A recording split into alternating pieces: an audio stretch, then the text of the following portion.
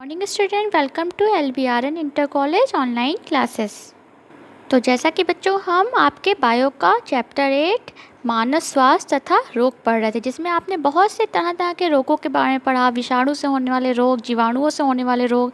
तो आज हम उसी में सिलसिले में आगे बढ़ रहे हैं और आज हम प्रोटोजोन से होने वाले रोगों के बारे में पढ़ेंगे। तो प्रोटोजोन के बारे में आपने ऑलरेडी पढ़ रखा है 11वीं क्लास में। तो आज उससे होने वाले रोग के बारे में पढ़ेंगे, जो कि है मलेरिया। तो हर साल लाखों लोग मलेरिया के कारण पूरी दुनिया में मर जाते हैं। तो इस प्रोटोजोन का नाम प्लाज्मोडियम है। ये बहुत ही छोटा होता है। अब प्लाज्मोडियम बहुत सारी स्पीशीज़ होती हैं, जैसे कि Plasmodium vivax, Plasmodium malaria and Plasmodium falciparum, जिसमें से जो सबसे खतरनाक होता है वो आपका प्लाज्मोडियम फैल्सीपेरम होता है। तो हम मेनली प्लाज्मोडियम फैल्सीपेरम के बारे में ही पढ़ेंगे। प्लाज्मोडियम को आपके जीवन चक्र पूरा करने के लिए 2 जीव की आवश्यकता होती है। एक तो होता है मच्छर यानी मॉस्किटो, और दूसरा इंसान यानी मनुष्य होता है। तो जो आपका उसमें दोनों इनमें से कोई भी एक अगर नहीं होगा तो इसका पूरा जीवन चक्र पूरा नहीं हो पाएगा। जिसमें से लैंगिक जनन जो होता है वो आपका मच्छर के अंदर होता है, और अलैंगिक जनन जो होता है वो आपके मनुष्य में होता है। तो इसमें हर प्रकार के मच्छर नहीं होते। ये इसका जो आपका वाहक होती है वो केवल और केवल आपकी मादा एनोफिलीज मच्छर होती है। मादा एनोफिलीज मच्छर के द्वारा ही ये एक इंसान से दूसरे इंसान में फैलता है। तो सबसे पहले हम इसमें मानव में ये कैसे चक्र चलता है वो पढ़ेंगे। तो जब जो आपकी मादा मच्छर होती है वो मनुष्य का रुधिर चूसती है, तो उस समय जो ये परजीवी होता है जो मच्छर में आपके फीमेल एनोफिलीज के अंदर होता है, उसको हम स्पोरोजॉइट्स बोलते हैं। स्पोरोजॉइट्स ही आपके प्रोटोजोन्स की सबसे इन्फेक्शियस स्टेज होती है। तो उसके चूसने के साथ साथ जो आपका स्पोरोजॉइट्स होता है वो इंसान के रुधिर में पहुंच जाता है, और रुधिर के माध्यम से ये सबसे पहले कहाँ पहुँच जाता है, आपके लीवर में पहुँच जाता है। और लीवर की कोशिकाओं में पहुँचकर ये अपनी संख्या को लगातार बढ़ाता रहता है। तो लीवर में कौन से जनन द्वारा ये बढ़ रहा है, ये अलैंगिक जनन करता है, और अलैंगिक जनन द्वारा ही अपनी संख्या को बढ़ाता है। तो इस स्टेज को, जो प्रोटोजन के स्टेज को हम मीरोजॉइट्स बोलते हैं। तो बच्चों आपने ध्यान दिया होगा कि जब मादा एनोफिलीज मच्छर इंसान को काट रही थी तो वो इन्फेक्शियस स्टेज जो होती है आपकी प्रोटोजोन्स की, स्पोरोजॉइट्स के फॉर्म में वो इंसान में डाल रही थी। फिर वो रुधिर के माध्यम से कहाँ पहुँच गए, सबसे पहले लीवर में पहुँचा, और लीवर में फिर लीवर की कोशिकाओं में पहुँचता है, और लीवर की कोशिकाओं में ये अलैंगिक जनन द्वारा अपनी संख्याओं को लगातार बढ़ाता रहता है। तो इस अवस्था में हम प्रोटोजोन को मीरोजॉइट्स नाम देते हैं।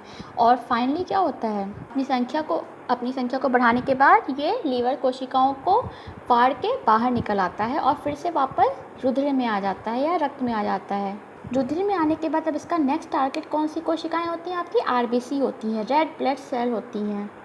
रेड ब्लड सेल या RBC में फिर से ये अलैंगिक जनन द्वारा अपने संख्याओं को बढ़ाता है। फिर ये RBC से भी बाहर आ जाता है और RBC बहुत सारी संख्या में RBC को नष्ट करने लगता है। तो बड़ी संख्या में RBC के नष्ट होने से एक बहुत ही आपका पॉइजनस विषैला पदार्थ रिलीज होता है, जिसको हम हीमोजोइन बोलते हैं। तो हीमोजोइन की वजह से रोगी को कपकपी एवं ठंड लगने के साथ तेज बुखार 105 से 106 डिग्री तक चढ़ता रहता है। तो जब ये हीमोजोइन रोगी के शरीर में रिलीज़ होता है, निकलता है, उस समय उसको फीवर होता है, बहुत तेज़ बुखार होता है, और उसको कपकपी के साथ बुखार होता है। यही इसकी पहचान होती है मलेरिया की। और कुछ समय बाद पसीना आने से बुखार कम हो जाता है। उसके बाद RBC के अंदर ही आपकी लैंगिक अवस्थाएं या युग्मक जनक बनते हैं, और यहीं पे RBC में इनका परिवर्धन होता है। अब फिर से जब ये आपकी मादा एनोफिलीज मच्छर उस इंसान को काटती है, तो ये जो युग्मक जनक बन चुके हैं वो उसके शरीर में प्रवेश कर जाते हैं, और शरीर में प्रवेश करके वो कहाँ पहुँचते हैं, उसके मच्छर के आमाशय में, जहाँ पे आपके इन युग्मक जनकों का लैंगिक जनन होता है। बच्चों स्टार्टिंग में अगर आपने ध्यान दिया होगा तो मैंने आपको बताया था कि जो आपके प्रोटोजोन्स होते हैं, जो प्लाज्मोडियम, वो मनुष्य और मच्छर दोनों में अपना जीवन चक्र पूरा करते हैं, जिसमें से आपने मनुष्य में आपका अलैंगिक जनन हुआ जो हम पढ़ चुके हैं।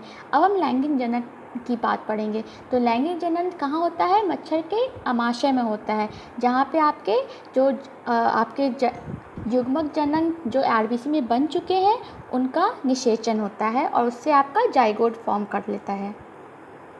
अब इस जाइगोट या का आपका जो भी डेवलपमेंट होता है या परिवर्धन होता है वो आपके आमाशय में होता है और फिर से ये किस में कन्वर्ट हो जाते हैं, स्पोरोजॉइट्स में कन्वर्ट हो जाते हैं। और ये स्पोरोजॉइट मादा एनोफिलिस मच्छर के सलाइवरी ग्लैंड या लार ग्रंथि में जाके इकट्ठा हो जाते हैं।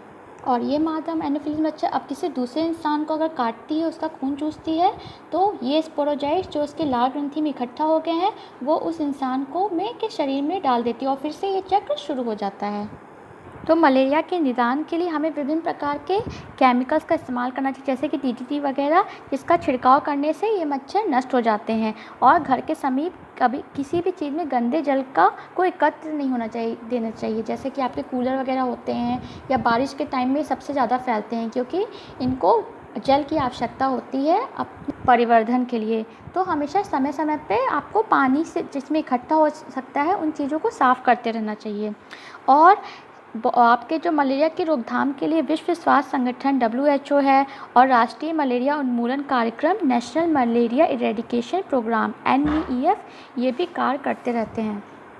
अब इसके उपचार हेतु बहुत सारे दवाइयों और मेडिसिन का इस्तेमाल किया जाता है, पैलोडीन, प्राइमाक्विन, क्लोरोक्विन। ये सब औषधियाँ के डॉक्टर के परामर्श द्वारा ये मलेरिया रोग ठीक किया जा सकता है, जिसमें से आपका जो क्लोरोक्विन है वो सबसे ज़्यादा इस्तेमाल किया जाता है। तो बच्चों आज के लिए इतना ही, बाकी हम नेक्स्ट क्लास में पढ़ेंगे।